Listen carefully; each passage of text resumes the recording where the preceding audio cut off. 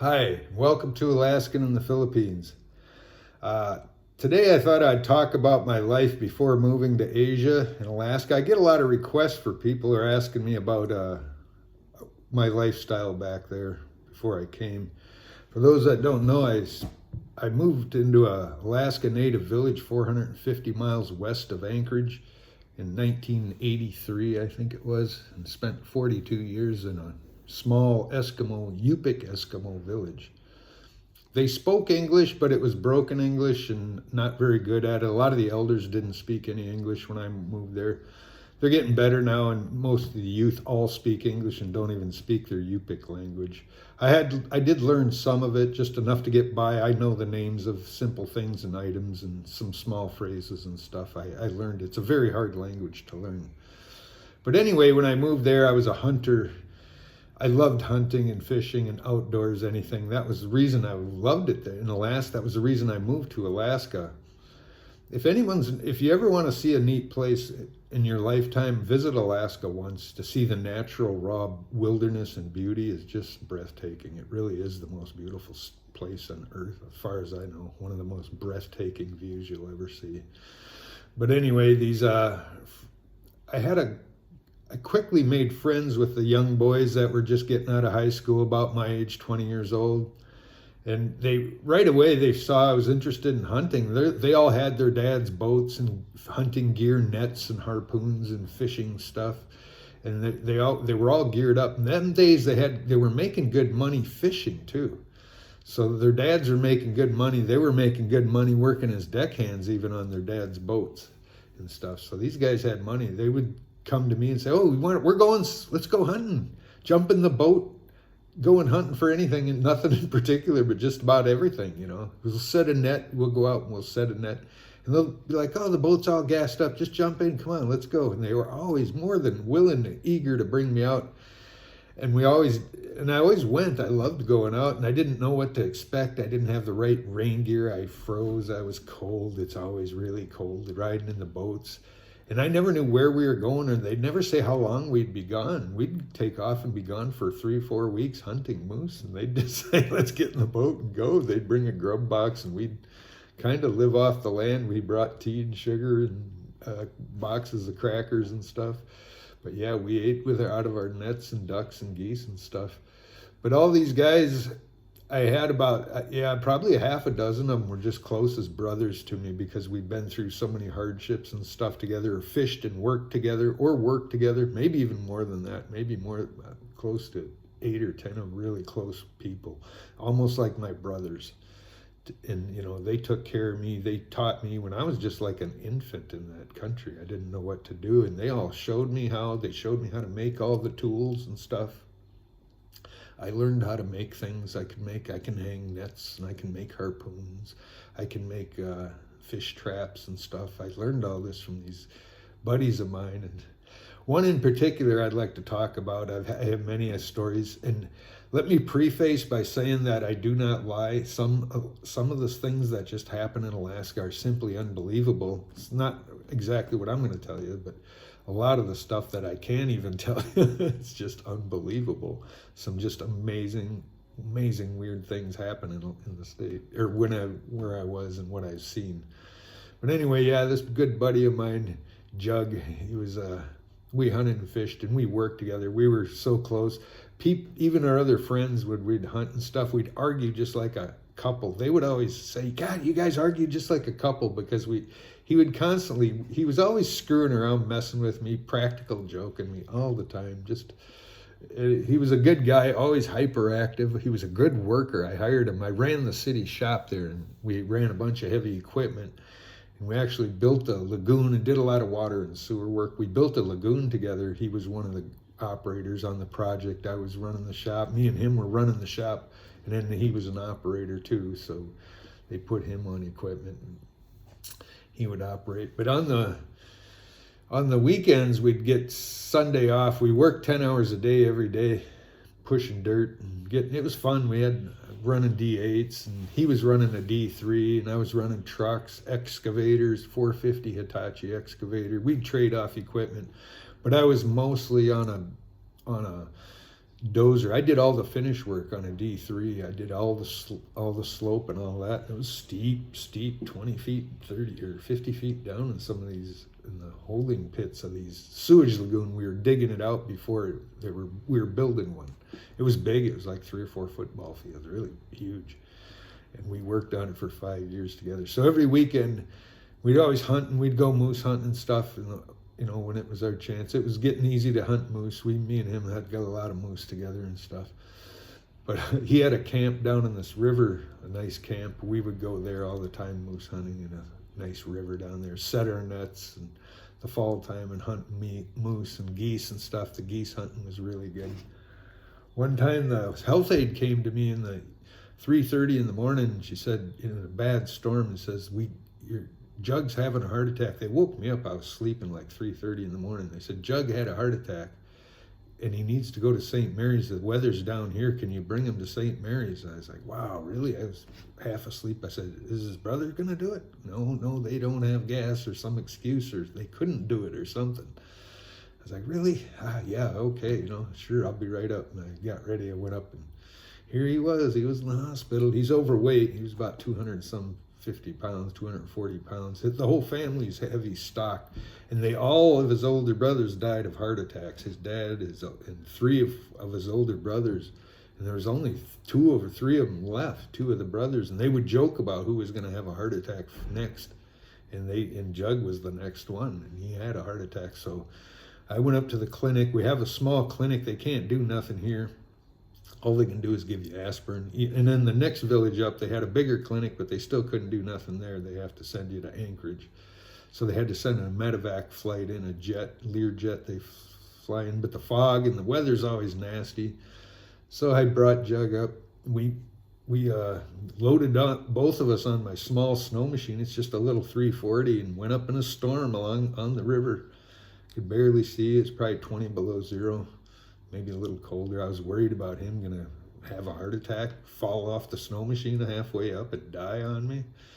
But I was on him. I razzed him, joked with him, keep him in good spirits. And he just hunched over on me, and we just had to drive 20 miles up the Yukon frozen river. Got him up to the airport. When I got him into the next village, there was a big giant house fire going on right when we pulled up, and I was like, wow. And the house was fully engulfed. There was a bunch of people around. It was like 3:30 in the morning, 4 o'clock in the morning, 4:30 or so, in a storm. And they don't have very good fire equipment in these villages, so they really can't do much but let them burn is usually what they do. Turned out really sad. There was a guy that was in that fire and died in that fire. I didn't know it at the time. I knew the guy a little bit. But yeah, that was a sad deal. Had a family. Too, I think he lost, or the family, just him. But anyway, I got my buddy Jug up to the clinic there, and brought him in, and they just hooked him up to monitors and just monitored him and waited for the jet to get him. And I just dropped him off, and the jet was coming. I couldn't do nothing. They wheeled him into a back room, so I just got on my snow machine and head back. Snowmobile, for those of you that don't know, it was just a little 340 Polaris long track. So I went back to the village, and they took Jug into Anchorage and put a stent in him, brought him back. He was good as new. So we continued our hunts. So every weekend after work, went back to work again in the spring when the job started up, and operating, digging the lagoon, and working with me in the shop. Both mostly operating in the summer, long hours. And on Saturday, we'd get off Sunday, so we'd take off Saturday night, we'd load the boat, and we'd go down to the Bering Sea, 70 miles down, and we would hunt down there. Now, I know I wasn't supposed to seal hunt and whale hunt and stuff, but these guys, when I first arrived, I got in the boat, and they're like, we would actually be out in the river hunting birds or moose or something. They just take boat ride looking for anything they can find for food, to bring back. Feed the village is the goal of the boat, of the whole day, feed the village, bring the game back to the village and pass it out and feed yourself and family and relatives and stuff. So we did. And if they would see a seal in the river, the seals come up in the river in the fall, and they all would bring their harpoons and spears. And I was like, hey man, I'm not supposed to hunt seals and whales, it's kind of illegal for me. And they all just looked at me like, oh, should we drop you off on the beach? And they all just laughed and laughed. They said, shut up, get in here. And they made sure I was participating. You keep his head underwater. We don't want, you're a hunter here, so you're helping. So it was, I was right along with them, had to hunt with them and I had native daughters too that, they require their native foods. They really do crave it and they want it. And it's healthier than the store-bought foods. And I was more than obliged to help get it. So we were bringing back, but we would go down to the coast on Saturday evening. We'd punch out they didn't get off till 6 o'clock. Sometimes he'd let us off a little early if he knew we were going down to the coast. And we would go down to the coast and hunt whales. And I had my own harpoon I made mine with an ivory tip. Everybody else used brass, but I wanted to see if I could make it the old style way. So I made mine with an ivory tip. And we went down and we hunted whales every weekend for so many trips. I think that one summer, 12 trips, no whale. We chased a bunch of them. They just chase after the whale. And they'll hunt seals too. Whenever we see seals, they'll just try to keep their head underwater and get close enough to harpoon it. And once they harpoon it, then they'll shoot it. The harpoon toggle switches, and then they'll follow the harpoon. And whenever the seal comes up or the whale, then they'll shoot it. But we went hunting 13 times that summer in Jug's boat. And we just had terrible luck. And finally our friends said to us, you guys been skunked so many times. You guys just need to go alone. Don't go with each other. And and they were right. I was like, yeah, that's kind of right. But the one time the last time I went, we went down and we got close to some whales and we were driving by and I seen a swirl go down. So I threw my harpoon down. And I hit it. I was watching. I didn't grab it right away. It was right next to the boat. I threw it down, and the boat was kind of going past it. And I just stood and watched it. I thought I might have hit it. And sure enough, the harpoon started spinning in circles. It was taking the string off it. The string's all wrapped up around it. It was taking the string. And I was watching, going, damn, that looks like it's something on there now. And my Jug's boy, which was hunting in the boat with us, he was probably a teenager, 16, 17 years old. He grabs, as the boat was going by, he didn't want to have to turn the boat around, so he grabbed my harpoon for me. And I looked at him, I go, Jug, I think I hit one. And he looked at his boy, Justin, throw it! And just as he was going to throw it up in the air, it went thoo, right out of his hand. I hit at the whale, and the whale took off with the harpoon. He was holding, man, and it flew right by Jug's head and almost took his head off. It was crazy. Took off, and we turned around and chased after it. Some other boat from the nearby villages, they hunt out there too. They come over and they helped us. They would have helped us butcher it and stuff too, but we following my harpoon. And I could tell Jug had got a little jealous that I had hit a whale.